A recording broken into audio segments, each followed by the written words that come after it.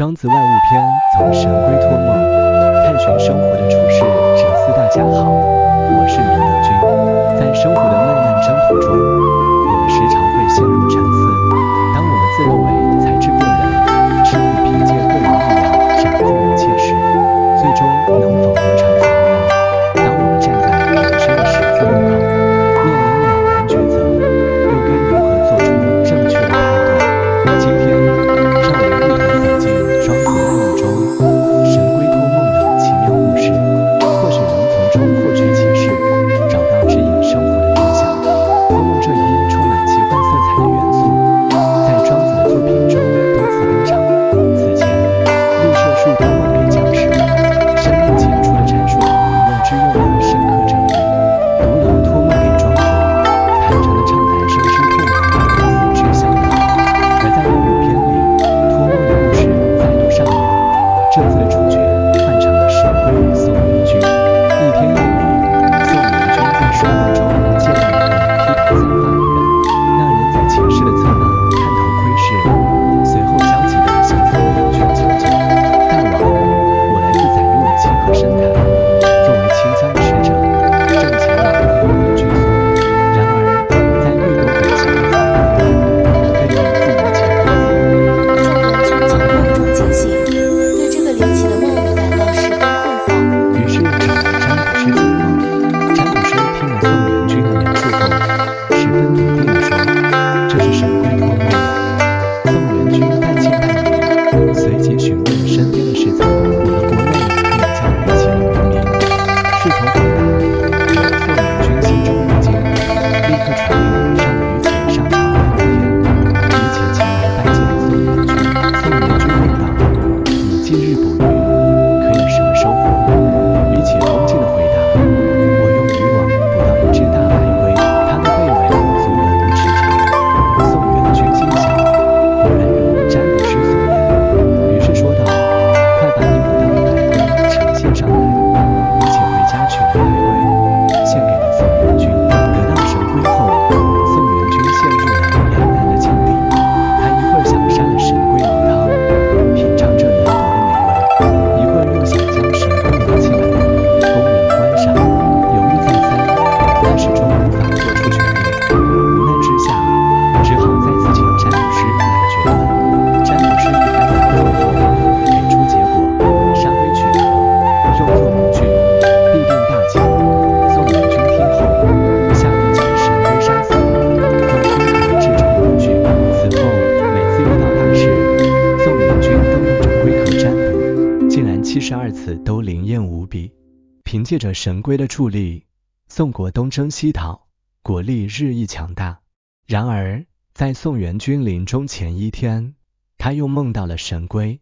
宋元君满怀愧疚地对神龟说：“过去我一直以仁义自居，连一只小蚂蚁都不忍心踩死，但见到你的神奇后，我却因贪婪而残害了你，实在不应该。”神龟叹息道：“我能算到大王的仁义，却没料到大王的贪婪，这是我的过错。早知道如此，我还不如放弃托梦，在于且家里做个宠物。”宋元君也陷入了深深的反思。曾经，我梦想成为一个仁义的君王，让百姓安居乐业，减少战争。但有了你的帮助后，我整天想着攻打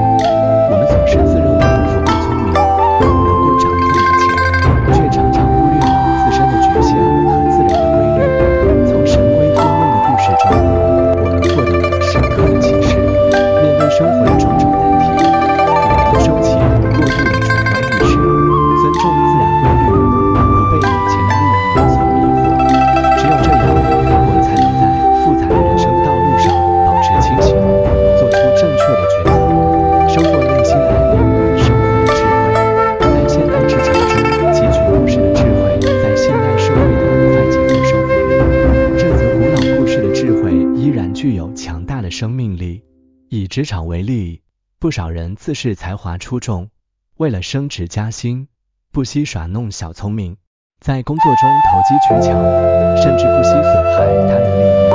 他们就如同故事里的神龟，只看到了表面的机会，却忽略了背后潜在的危机。比如，有些员工为了凸显自己的业绩，故意夸大工作成果，隐瞒工作中的问题。或许短期内能获得领导的赏识，但时间一长，问题暴露，不仅会失去领导的信任，还会破坏与同事的关系。过度追求个人利益，忽视团队协作，最终不仅无法实现目标，还会在职业生涯中陷入困境。与之相反，那些懂得顺应职场规律，踏实工作，凭借真才实学为团队创造价值的人，看似没有走捷径，却能在长期的发展中稳步前行。获得真正的成功，他们注重积累经验，提升能力，愿意与团队成员分享知识和资源，共同攻克难题。这样的人不仅能赢得同事的尊重和信任，也更容易得到领导的认可和重用。人际交往中避免重蹈故事覆辙，在人际交往方面，这则故事同样有着深刻的指导意义。我们时常会因为对他人的第一印象或者片面了解，就轻易地给予信任。这就好比宋元君被神会的神奇所迷惑，忽略了自身的贪婪本性，结果当对方的真实面目暴露时，我们往往会受到伤害。例如，在网络社交中，我们可能会被一些人的虚假形象所吸引，轻易地透露个人信息，甚至借钱给对方。当发现对方是骗子时，你则迷失了。因此，在与人交往的过程中，我们需要保持清醒的头脑，不被表面现象所迷惑，通过时间和实践去深入了解他人，避免将信任感错付。同时，我们自身也应该做到言行一致，坚守道德底线，赢得他人的信任和尊重。只有真诚待人，才能建立起长久稳定的人际关系。社会发展中，遵循故事里的智慧，再将目光投向社会层面，各种社会现象也能从这则故事中找到印证。一些地方为了追求短期的经济增长，不惜破坏生态环境，过度开发资源，这种行为就如同宋元君为了一时的利益伤害神龟。虽然在短期内获得了经济效益，但从长远来看，却给生态平衡带来了严重的破坏，最终危及人类自身的生存和发展。例如，一些工厂为了降低成本，违规排放污水废气，导致周边环境恶化，居民健康受到威胁。